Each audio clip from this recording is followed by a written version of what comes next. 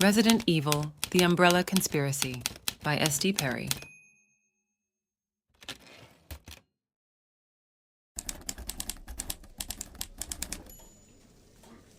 Latham Weekly, June 2nd, 1998. Bizarre murders committed in Raccoon City. The mutilated body of 42-year-old Anna Mitaki was discovered late yesterday in an abandoned lot not far from her home in northwest Raccoon City, making her the fourth victim of the supposed cannibal killers to be found in or near the Victory Lake district in the last month. Consistent with the coroner reports of the other recent victims, Mitaki's corpse showed evidence of having been partially eaten, the bite patterns apparently formed by human jaws. Shortly after the discovery of Miss Mitaki by two joggers at approximately 9 o'clock last night, Chief Irons made a brief statement insisting that the RPD is working diligently to apprehend the perpetrators of such heinous crimes, and that he is currently consulting with city officials about more drastic protection measures for Raccoon citizens. In addition to the murderous spree of the cannibal killers, 3 others have died from probable animal attacks in Raccoon Forest in the past several weeks, bringing the toll of mysterious deaths up to 7.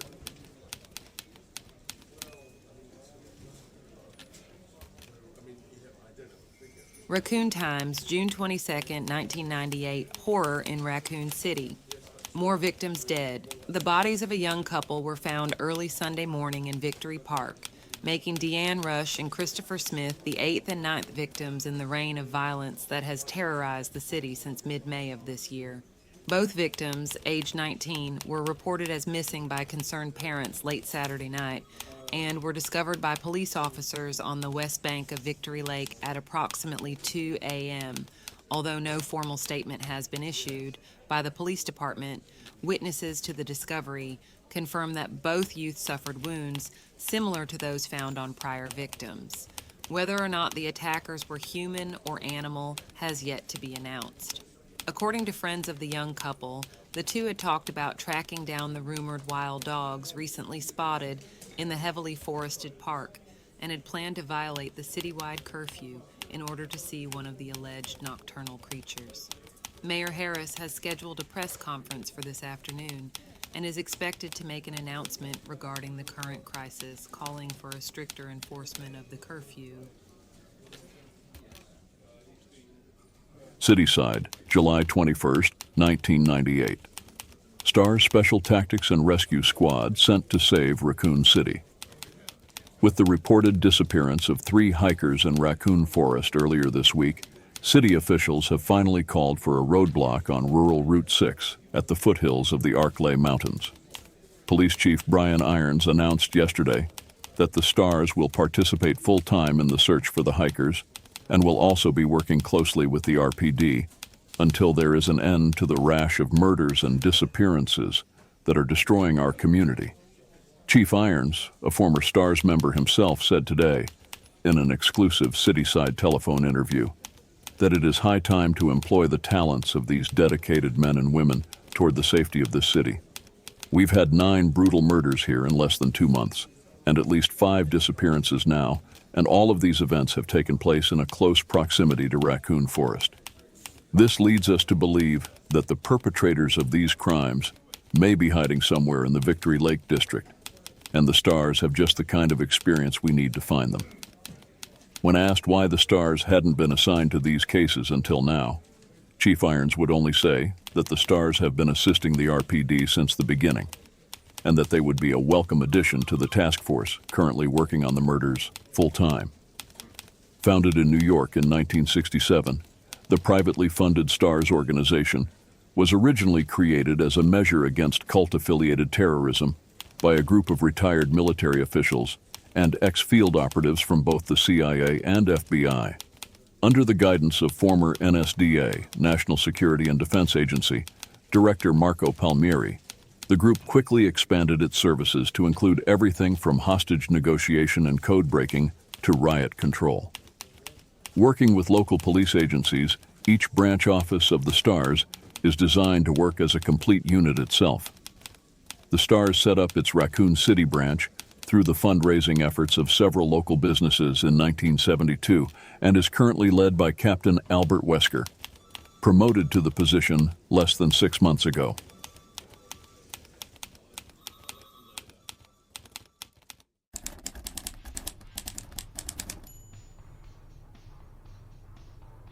Jill was already late for the briefing when she somehow managed to drop her keys into her cup of coffee on the way out the door. There was a muted ting as they hit the bottom, and as she paused in mid-stride, staring in disbelief at the steaming ceramic mug, the thick stack of files she carried under her other arm slid smoothly to the floor. Paper clips and sticky notes scattered across the tan carpeting. Ah, shit! She checked her watch as she turned back toward the kitchen, cup in hand. Wesker had called the meeting for 19 o'clock sharp, which meant she had about 9 minutes to make the 10-minute drive, find parking, and get her butt into a chair. The first full disclosure meeting since the S.T.A.R.S had gotten the case. Hell, the first real meeting since she'd made the Raccoon transfer, and she was going to be late. Figures. Probably the first time in years I actually give a rat's ass about being on time and I fall apart at the door. Muttering darkly, she hurried to the sink, feeling tense and angry with herself for not getting ready earlier. It was the case, the goddamn case. She'd picked up her copies of the ME files right after breakfast and spent all day digging through the reports, searching for something that the cops had somehow missed, and feeling more and more frustrated as the day slipped past and she'd failed to come up with anything new. She dumped the mug and scooped up the warm, wet keys, wiping them against her jeans as she hurried back to the front door. She crouched down to gather the files and stopped, staring down at the glossy color photo that had ended up on top. Oh, girls. She picked it up slowly, knowing that she didn't have time, and yet unable to look away from the tiny blood-spattered faces.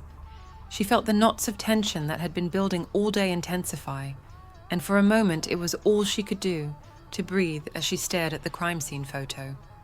Becky and Priscilla McGee, aged 9 and 7. She'd flipped past it earlier, telling herself that there was nothing there she needed to see. But it isn't true, is it? You can keep pretending or you can admit it. Everything's different now. It's been different since the day they died. When she'd first moved to Raccoon, she'd been under a lot of stress, feeling uncertain about the transfer, not even sure if she wanted to stay with the S.T.A.R.S. She was good at the job, but had only taken it because of Dick. After the indictment, he'd started to pressure her to get into another line of work. It had taken a while, but her father was persistent, telling her again and again that one Valentine in jail was one too many, even admitting that he was wrong to raise her the way he had. With her training and background, there weren't a whole lot of options, but the S.T.A.R.S, at least, appreciated her skills and didn't care how she came by them. The pay was decent. There was the element of risk she'd grown to enjoy. In retrospect, the career change had been surprisingly easy. It made Dick happy and gave her the opportunity to see how the other half lived. Still, the move had been harder on her than she'd realized. For the first time since Dick had gone inside, she'd felt truly alone, and working for the law had started to seem like a joke. The daughter of Dick Valentine, working for truth, justice, and the American way. Her promotion to the Alphas, a nice little house in the suburbs. It was crazy, and she'd been giving serious thought to just blowing out of town, giving the whole thing up, and going back to what she'd been before, until the 2 little girls who lived across the street had shown up on her doorstep and asked her with wide, tear-stained eyes if she was really a policeman. Their parents were at work, and they couldn't find their dog, Becky in her green school dress, little Pris in her overalls, both of them sniffling and shy. The pup had been wandering through a garden only a few blocks away, no sweat, and she'd made 2 new friends, as easy as that. The sisters had promptly adopted Jill, showing up after school to bring her scraggly bunches of flowers, playing in her yard on weekends, singing her endless songs they'd learned from movies and cartoons. It wasn't like the girls had miraculously changed her outlook or taken away her loneliness, but somehow her thoughts of leaving had been put on a back burner, left alone for a while. For the first time in her 23 years, she'd started to feel like a part of the community she lived and worked in, the change so subtle and gradual that she'd hardly noticed. 6 weeks ago, Becky and Pris had wandered away from a family picnic in Victory Park and became the first two victims of the psychopaths that had since terrorized the isolated city. The photo trembled slightly in her hand, sparing her nothing. Becky lying on her back, staring blindly at the sky, a gaping, ragged hole in her belly. Pris was sprawled next to her, arms outstretched, chunks of flesh ripped savagely from the slender limbs. Both children had been eviscerated, dying of massive trauma before they'd bled out. If they'd screamed, no one had heard. Enough, they're gone. But you can finally do something about it. Jill fumbled the papers back into their folder, then stepped outside into the early evening, breathing deeply.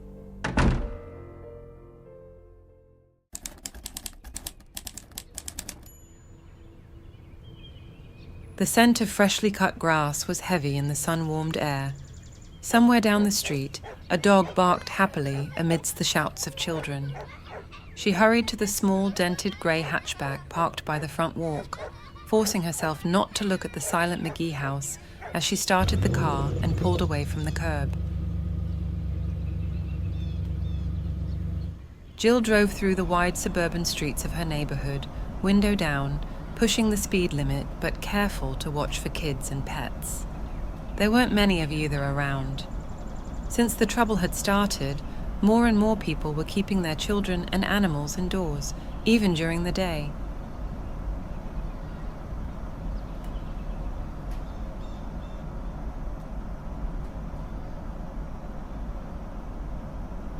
The little hatchback shuddered as she accelerated up the ramp to Highway 202, the warm, dry air whipping her long hair back from her face. It felt good, like waking up from a bad dream.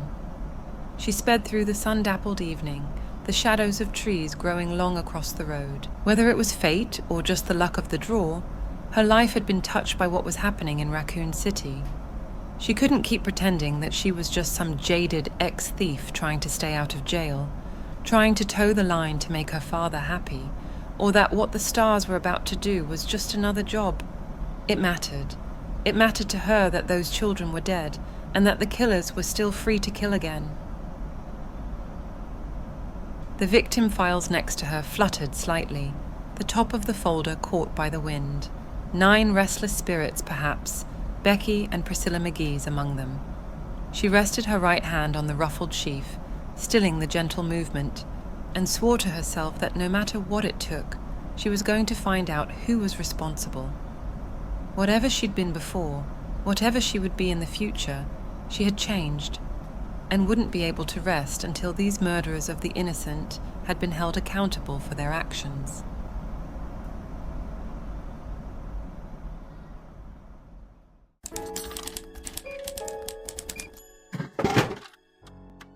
Yo, Chris! Chris turned away from the soda machine and saw Forrest Speyer striding down the empty hall toward him, a wide grin on his tanned, boyish face. Forrest was actually a few years older than Chris, but looked like a rebellious teenager. Long hair, studded jean jacket, a tattoo of a skull, smoking a cigarette on his left shoulder. He was also an excellent mechanic, and one of the best shots Chris had ever seen in action. Hey, Forrest, what's up? Chris scooped up a can of club soda from the machine's dispenser and glanced at his watch. He still had a couple of minutes before the meeting. He smiled tiredly as Forrest stopped in front of him, blue eyes sparkling.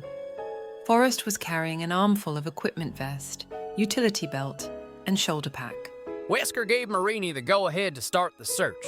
Bravo team's going in. Even excited, Forrest's Alabama twang slowed his words to a stereotypical drawl. He dropped his stuff on one of the visitors' chairs, still grinning widely.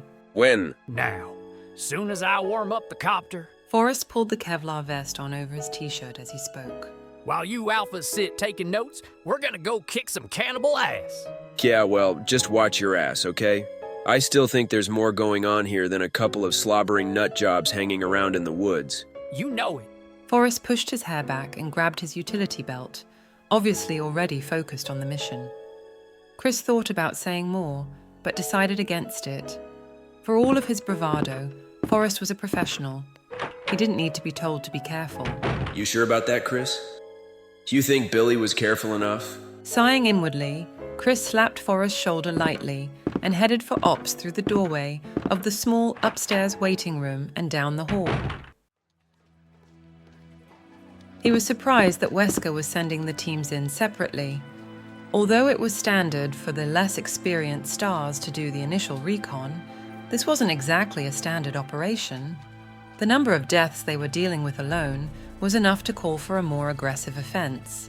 The fact that there were signs of organization to the murders should have brought it to a 1 status, and Wesker was still treating it like some kind of a training run. Nobody else sees it. They didn't know Billy. Chris thought again about the late-night call he'd gotten last week from his childhood friend. He hadn't heard from Billy in a while, but knew that he'd taken a research position with Umbrella, the pharmaceutical company that was the single biggest contributor to the economic prosperity of Raccoon City. Billy had never been the type to jump at shadows, and the terrified desperation in his voice had jolted Chris awake, filling him with deep concern. Billy had babbled that his life was in danger, that they were all in danger, begged Chris to meet him at a diner at the edge of town, and then never showed up. No one had heard from him since. Chris had run it over and over again in his mind during the sleepless nights since Billy's disappearance, trying to convince himself that there was no connection to the attacks on Raccoon, and yet was unable to shake his growing certainty that there was more going on than met the eye, and that Billy had known what it was. The cops had checked out Billy's apartment and found nothing to indicate foul play. But Chris's instincts told him that his friend was dead, and that he'd been killed by somebody who wanted to keep him from talking. And I seem to be the only one.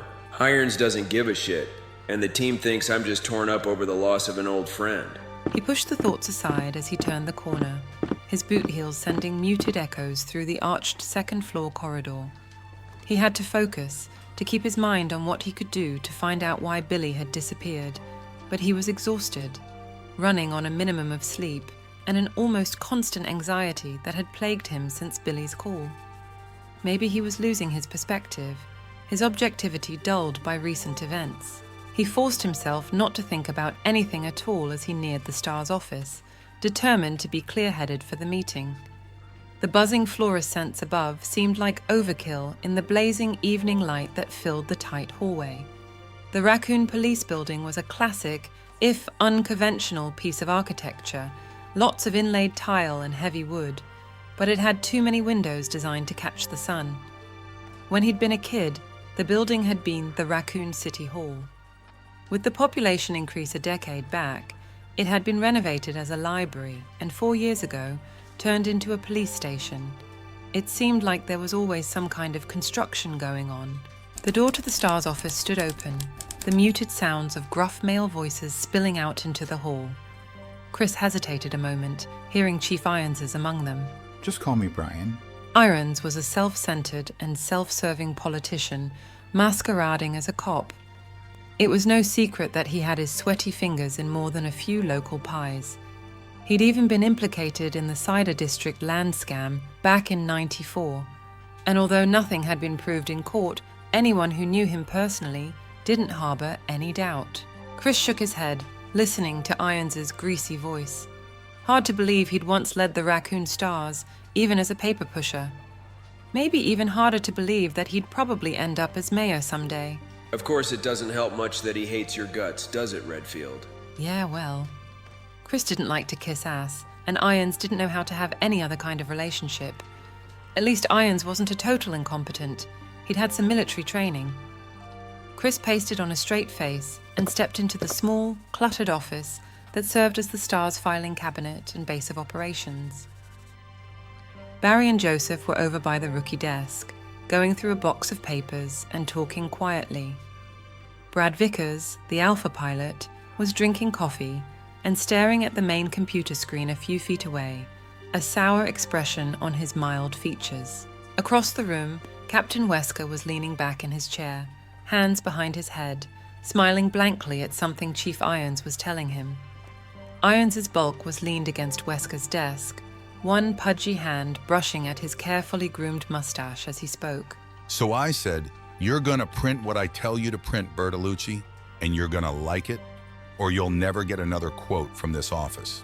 and he says, Chris. Wesker interrupted the chief, sitting forward. Good, you're here. Looks like we can stop wasting time. Irons scowled in his direction, but Chris kept his poker face. Wesker didn't care much for Irons either, and didn't bother trying to be any more than polite in his dealings with the man. From the glint in his eye, it was obvious that he didn't care who knew it either. Chris walked into the office and stood by the desk he shared with Ken Sullivan, one of the Bravo team. Since the teams usually worked different shifts, they didn't need much room. He set the unopened can of soda on the battered desktop and looked at Wesker. You're sending Bravo in? The captain gazed back at him impassively, arms folded across his chest. Standard procedure, Chris. Chris sat down, frowning. Yeah, but with what we talked about last week, I thought... Irons interrupted. I gave the order, Redfield. I know you think that there's some kind of cloak and dagger going on here, but I don't see any reason to deviate from policy. Sanctimonious prick. Chris forced a smile, knowing it would irritate Irons. Of course, sir. No need to explain yourself on my behalf. Irons glared at him for a moment, his piggy little eyes snapping, then apparently decided to let it drop. He turned back to Wesker. I'll expect a report when Bravo returns. Now, if you'll excuse me, Captain. Wesker nodded. Chief. Irons stalked past Chris and out of the room.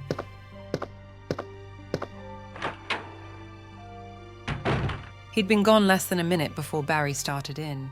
Think the chief took a shit today? Maybe we all ought to chip in for Christmas. Get him some laxatives. Joseph and Brad laughed, but Chris couldn't bring himself to join in. Irons was a joke, but his mishandling of this investigation wasn't all that funny. The S.T.A.R.S should have been called in at the beginning instead of acting as RPD backup. He looked back at Wesker, the man's perpetually composed expression hard to read.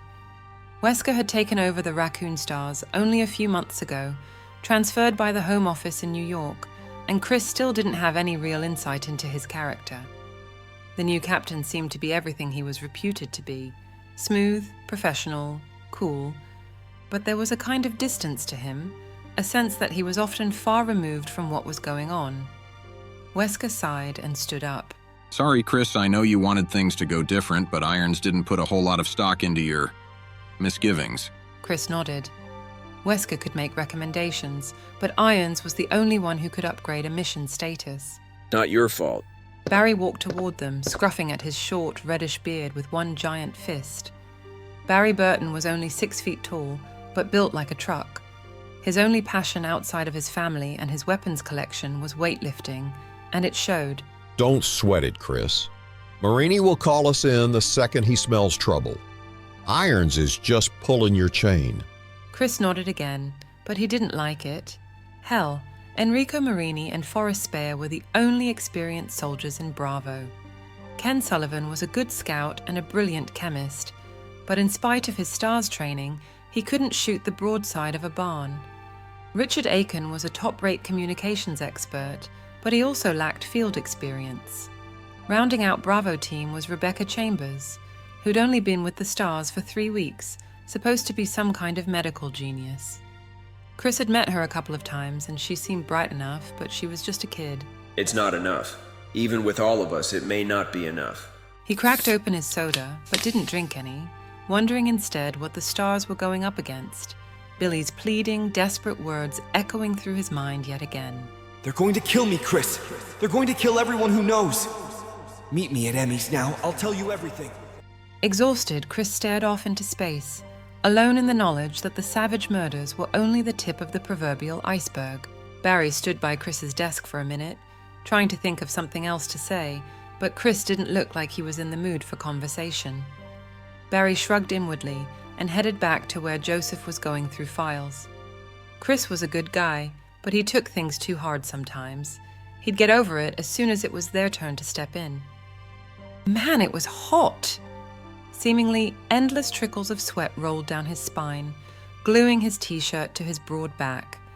The air conditioning was on the fritz as usual, and even with the door open, the tiny S.T.A.R.S office was uncomfortably warm. Any luck? Joseph looked up at him from the pile of papers, a rueful smirk on his lean face. You kidding? It's like somebody hid the damn thing on purpose. Barry sighed and scooped up a handful of files. Maybe Jill found it. She was still here when I left last night. going through the witness reports for about the 100th time. What are you two looking for anyway? Brad asked. Barry and Joseph both looked over at Brad, still sitting at the computer console, headset on. He'd be monitoring Bravo's progress throughout their flyby of the forested district, but for now he looked bored as hell. Joseph answered him. Barry claims that there are floor plans in here somewhere on the old Spencer estate. Some architectural digest that came out when the house was built. He paused, then grinned at Brad. Except that I'm thinking that old Barry's gone senile on us. They say memory is the first thing to go. Barry scowled good-naturedly. Old Barry could easily kick your ass into next week, little man. Joseph looked at him mock seriously. Yeah, but would you remember it afterwards? Barry chuckled, shaking his head. He was only 38, but had been with the Raccoon S.T.A.R.S for 15 years, making him the senior member. He endured numerous old-age jokes, mostly from Joseph. Brad cocked an eyebrow. The Spencer place? Why would it be in a magazine? You kids gotta learn your history, Barry said. It was designed by the one and only George Trevor just before he disappeared. He was that hot shit architect who did all those weird skyscrapers in D.C. In fact, Trevor's disappearance may have been the reason that Spencer shut the mansion down. Rumor has it that Trevor went crazy during the construction, and when it was finished, he got lost and wandered the halls until he starved to death. Brad scoffed, but suddenly looked uneasy. That's bullshit. I never heard anything like that. Joseph winked at Barry. No, it's true. Now his tortured ghost roams the estate each night, pale and emaciated. And I've heard tell that sometimes you can hear him calling out, Brad Vickers, bring me Brad Vickers. Brad flushed slightly. Yeah, haha, you're a real comedian, Frost. Barry shook his head, smiling, but wondered again how Brad had ever made it to Alpha. He was undoubtedly the best hacker working for S.T.A.R.S, and a decent enough pilot, but he wasn't so hot under pressure. Joseph had taken to calling him Chicken Heart Vickers when he wasn't around, and while the S.T.A.R.S generally stuck up for one another, nobody disagreed with Joseph's assessment. So is that why Spencer shut it down? Brad addressed this to Barry, his cheeks still red. Barry shrugged. I doubt it. It was supposed to be some kind of guest house for Umbrella's top execs. Trevor did disappear right about the time of completion, but Spencer was wacko anyway. He decided to move Umbrella's headquarters to Europe, I forget where exactly, and just boarded up the mansion. Probably a couple $1,000,000 straight into the crapper. Joseph sneered. Right, like Umbrella would suffer. True enough. Spencer may have been crazy, but he'd had enough money and business savvy to hire the right people. Umbrella was one of the biggest medical research and pharmaceutical companies on the planet. Even 30 years ago, the loss of a few $1,000,000 probably hadn't hurt. Anyway, Joseph went on. The Umbrella people told Irons that they'd sent someone out to check the place over and that it was secure, no break-ins. So why look for blueprints? Brad asked. It was Chris who answered, startling Barry. He'd walked back to join them, his youthful face fixed with a sudden intensity that almost bordered on obsessive. Because it's the only place in the woods that hasn't been checked over by the police, and it's practically in the middle of the crime scenes. And because you can't always trust what people say. Brad frowned. But if Umbrella sent somebody out? Whatever Chris was going to say in response was cut short by Wesker's smooth voice, rising from the front of the room. All right, people. Since it appears that Ms. Valentine isn't planning on joining us, why don't we get this started? Barry walked to his desk, worried about Chris for the first time since this whole thing had started. He'd recruited the younger man for the S.T.A.R.S a few years back, thanks to a chance encounter in a local gun shop. Chris had proved to be an asset to the team, bright and thoughtful, as well as a top-notch marksman and able pilot. But now, Barry gazed fondly at the picture of Kathy and the girls that sat on his desk. Chris's obsession with the murders in Raccoon was understandable, particularly since his friend had disappeared. Nobody in town wanted to see another life lost. Barry had a family and was as determined as anyone else on the team to stop the killers.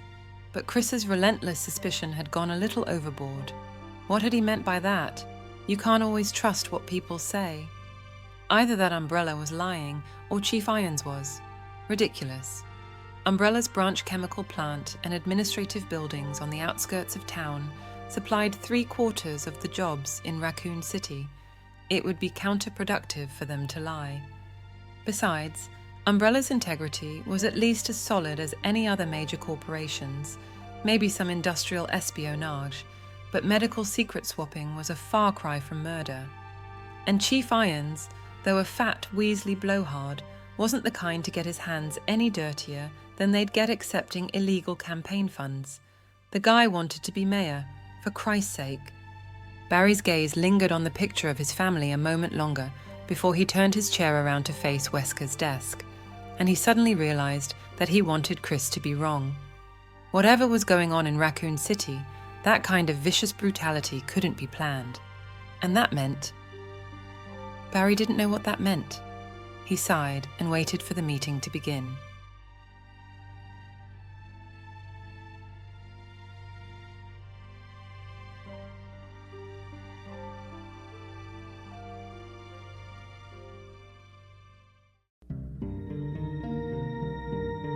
Thank you for watching this video. I hope you enjoyed this graphic audiobook. I welcome your feedback on this new format for the channel. If you'd like to support me, please like and share this video with your RE friends. This would greatly contribute to the growth of the channel. I wish you a pleasant day and, as always, stay sharp.